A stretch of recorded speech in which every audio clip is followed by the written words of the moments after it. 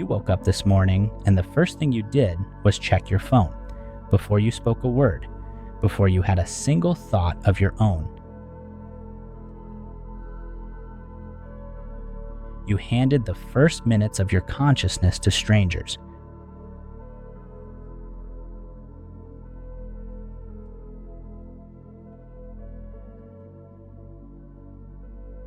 Friedrich Nietzsche died in 1900. He never saw a smartphone. He never saw Instagram, TikTok, or a notification badge. And yet, he described exactly what those things would do to you in 1883 with terrifying precision. This is not a video about social media being bad. You already know that. This is a video about something deeper.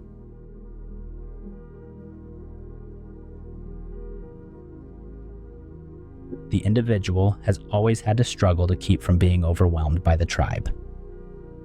Nietzsche. What Nietzsche saw was not a phone. He saw the force behind it. And that force has existed forever. The phone just gave it unlimited power.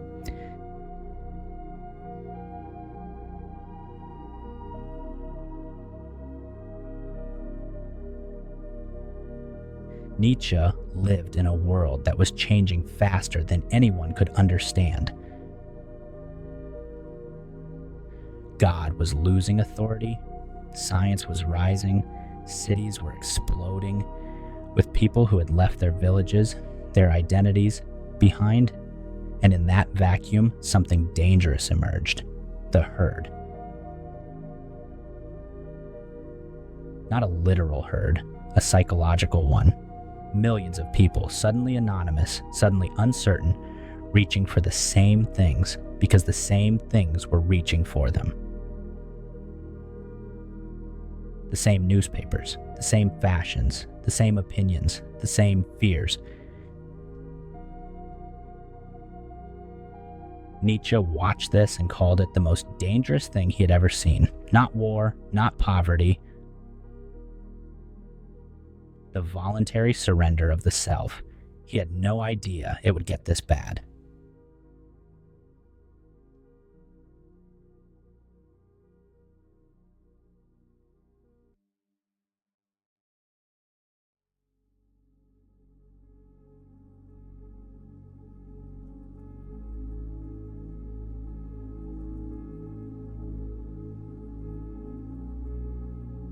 Prediction 1. The performance of the self. No one can construct for you the bridge upon which precisely you must cross the stream of life. No one but you yourself alone.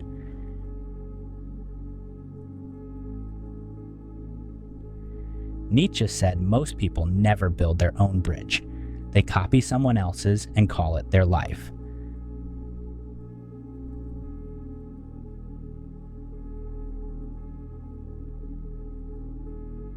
Now look at Instagram. Every aesthetic, every caption, every carefully curated moment of suffering reframed as growth.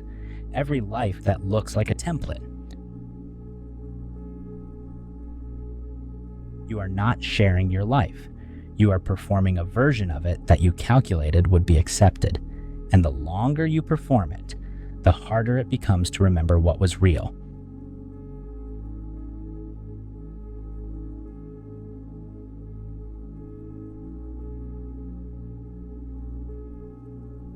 Prediction 2. The last man. The last man blinks and says, "We have invented happiness."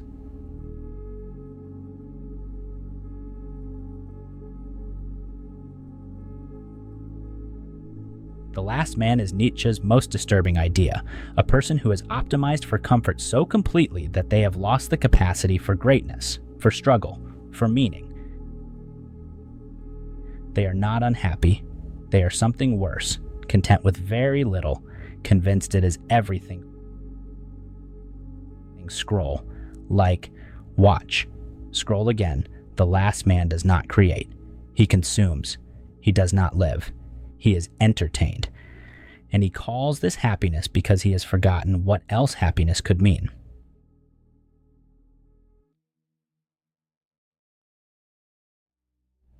Prediction 3.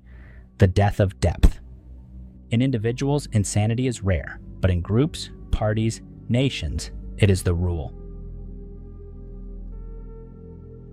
Nietzsche believed that the more people gather physically or mentally, the more individual thought collapses. The algorithm does not show you what is true. It shows you what spreads. And what spreads is not wisdom. It is outrage, validation, and fear. Your feed is not a window to the world.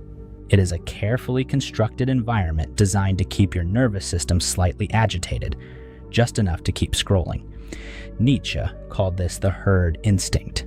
We call it engagement.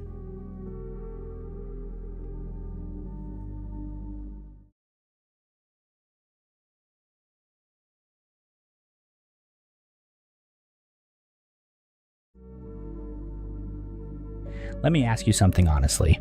When was the last time you had an opinion that you did not form after seeing what others thought first?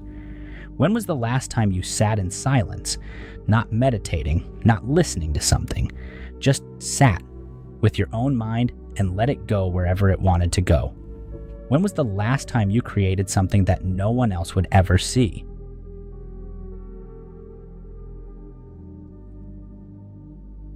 Nietzsche believed the self was not given.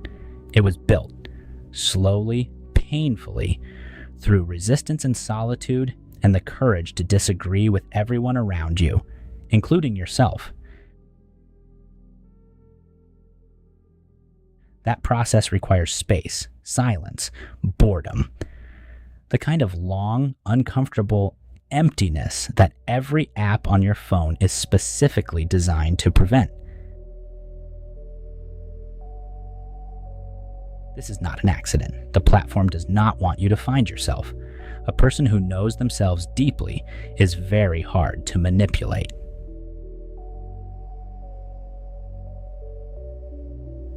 Become who you are, Nietzsche.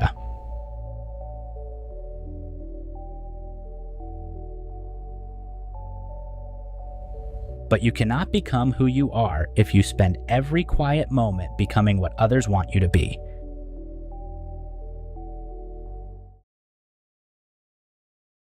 Nietzsche is not telling you to delete your phone. He is telling you something harder. Use it. But do not let it use you. Post, but know the difference between sharing and performing. Scroll, but notice when you are running from yourself. Connect, but never at the cost of knowing who you actually are. The herd will always exist. The algorithm will always optimize for your attention over your growth. The notifications will always arrive. The question Nietzsche leaves you with is not whether you use the phone. It is whether when you put it down, there is still someone there. He who has a why to live can bear almost any how. Nietzsche. Know your why before the phone decides it for you.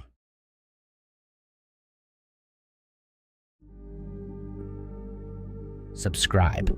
Next week, we go somewhere even more uncomfortable.